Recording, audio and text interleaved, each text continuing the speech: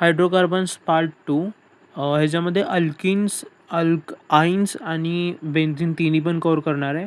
मी ठरवलं होतं की करायचं म्हणजे लेक्चरमधले काही चांगले चांगले क्वेश्चन्स पण ॲड करायचे, पण तितका टाईम नाही आहे. त्यामुळं फक्त रिॲक्शन रिकॉल होण्यासाठी फक्त वरती व्हिडिओज बनवलेत. बाकी डीप रिव्हिजनसाठी नोट्स फॉलो करणे. MOP ऑफ अल्किन्स ह्याच्यामध्ये आपलं जर H2PD BaSO4 PD plus BaSO4 लिनलार्ज reagent आहे. ह्याला जर यूज केलं तर आपल्याला सिस अल्किन भेटणार आहे. आणि जर Na लिक्विड अमोनिया यूज केलं तर त्याच्यापासून ट्रान्स अल्किन बनणार आहे. हे आईनपासून प्रिपरेशन जाईल अल्किनचं.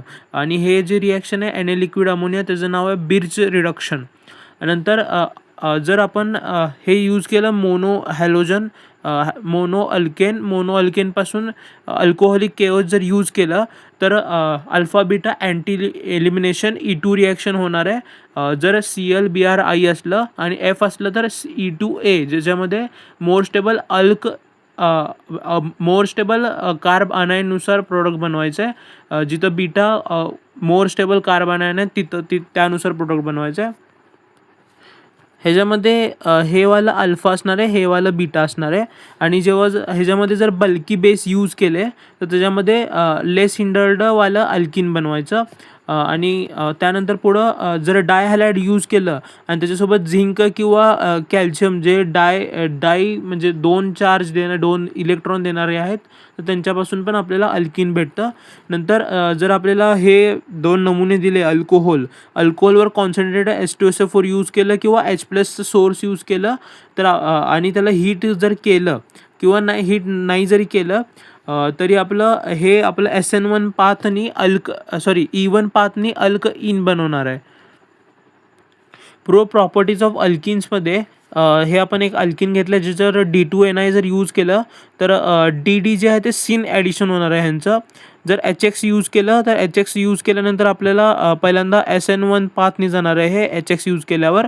कार्बोकॅटायन फॉर्मेशन नंतर मग रिअरेंज होत असेल तर रिअरेंज करा आणि त्यानंतर X- अटॅक करवा. आणि ह्यांच्यामध्ये काही म्हणजे स्टिरिओवालं काही दिसत नाही आहे. पुढं HBr पेरॉक्साईड यूज केलं तर मोर स्टेबल हे आपलं कार्बन फ्री रॅडिकल मेकॅनिझमनी जाणार आहे आणि HX जे आहे ते कार्बोकॅटायन मेकॅनिझमनी जाणार आहे. मग इथं मोस्ट स्टेबल फ्री रॅडिकल इथं आहे म्हणून Br इकडच्या बाजूला जॉईंट होणार असं करा. नंतर X2CCl4 आहे ते नॉन क्लासिक कार्बोकॅटायन फॉर्मेशन होतं आहे. ह्याच्यामध्ये पण अँटी ॲडिशन होतं आहे. सुरुवातीला Cl अटॅक झाल्यानंतर एका बाजूला आपल्याला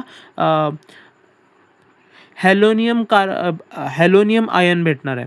नंतर X2CCl4 झालं. तसंच सिमिलरली X2 वॉटर आहे. ह्याच्यामध्ये Cl- अटॅक करते अँटी ॲडिशन होताना.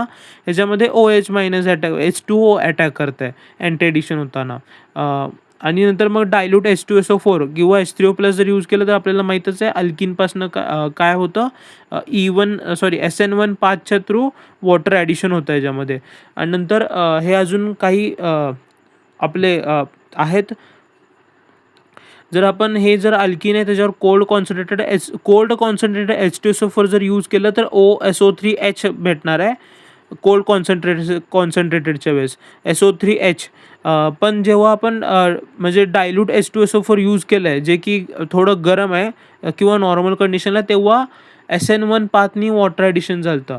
पण इथं कोल्डवाल्यामध्ये OSO3H जॉईन होणार आहे. नंतर डायल्यूट अल्कलाईन KMnO4 कोल्डवालं म्हणजे जे आपलं बेअर्स रिएजंट आहे त्यामध्ये सिन डायोल फॉर्मेशन होतं सिन डायोल.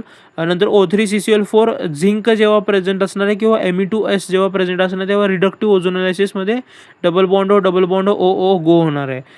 नंतर जर O3+CCl4 ह्याच्यामध्ये वॉटर किंवा H2O2 हे जर दिलं असेल आणि झिंक नसेल तेव्हा आपल्याला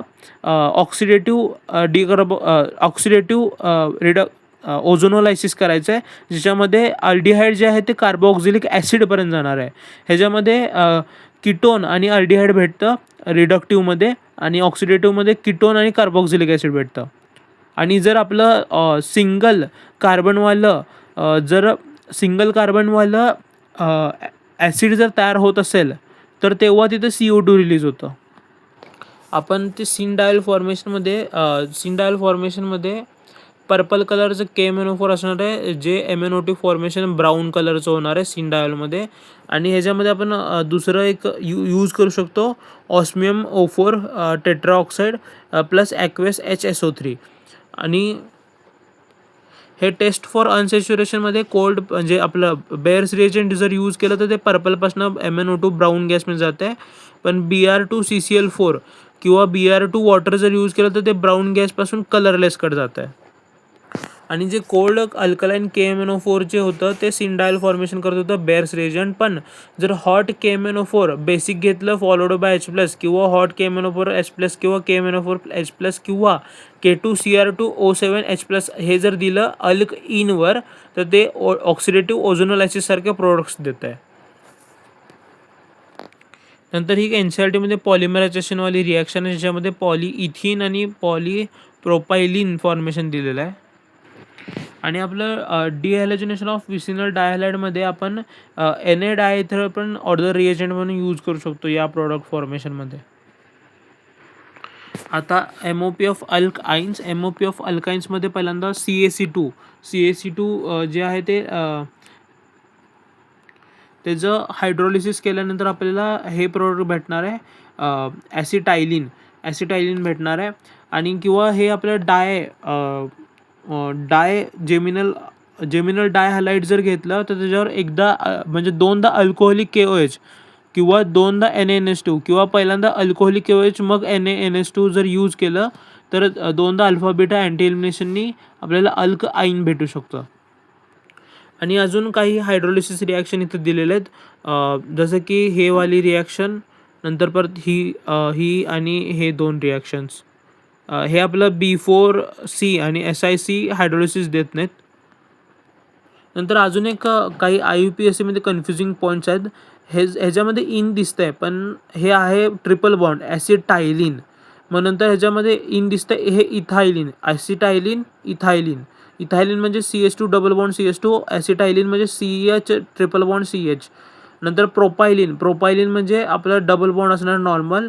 आणि इथं मिथायलिन ॲसिटायलिन म्हणजे हे वाला प्रोडक्ट, हे ॲसिटायलिन त्याच्यावर मिथेन लावलं म्हणून मिथायलिन ॲसिटायलिन. नंतर पुढं प्रॉपर्टीज ऑफ अल्काइन्समध्ये बघितलं, जर अल्काइनवर डायल्यूट H2SO4 HgSO4 जर येतं, हे कुचरोव रिॲक्शन आहे. कुचरोव रिॲक्शनमध्ये पहिल्यांदा हे फॉर्मेशन होतं जिथं OH डबल बॉन्डवर असणार आहे, पण ड्यू टू टॉटोमरिझम आपल्याला कीटोन मिळणार आहे. त्यानंतर जर ह्याच्यावर 2HX यूज केले आपण तर 2HX ह्याच्यामध्ये काही म्हणजे जिथं कार्बोकॅटायन म्हणजे स्टेबल जास्त दिसतं आहे, प्लस आहे साईड ज्या बाजूला आहे तिकडं 2 हॅलाइड जॉईन करून टाकायचं. नंतर पुढं AgNO3 + NH4OH म्हणजे आपलं टॉलरन्स टेस्ट जर केलं तर ते आपल्याला ॲसिडिक कॅरेक्टरमुळं आपल्याला Ag प्रोडक्ट देणार आहे, व्हाईट PPT. नंतर पुढं Cu2Cl2NH4OH म्हणजे क्युप्रस क्लोराईड टेस्ट जी आहे ती जर दिली तर क्युप्रस क्लोराईड टेस्टमध्ये रेड PPT भेटणार आहे, ज्याच्यामध्ये ॲसिडिक कॅरेक्टर आपल्याला दिसतं आहे.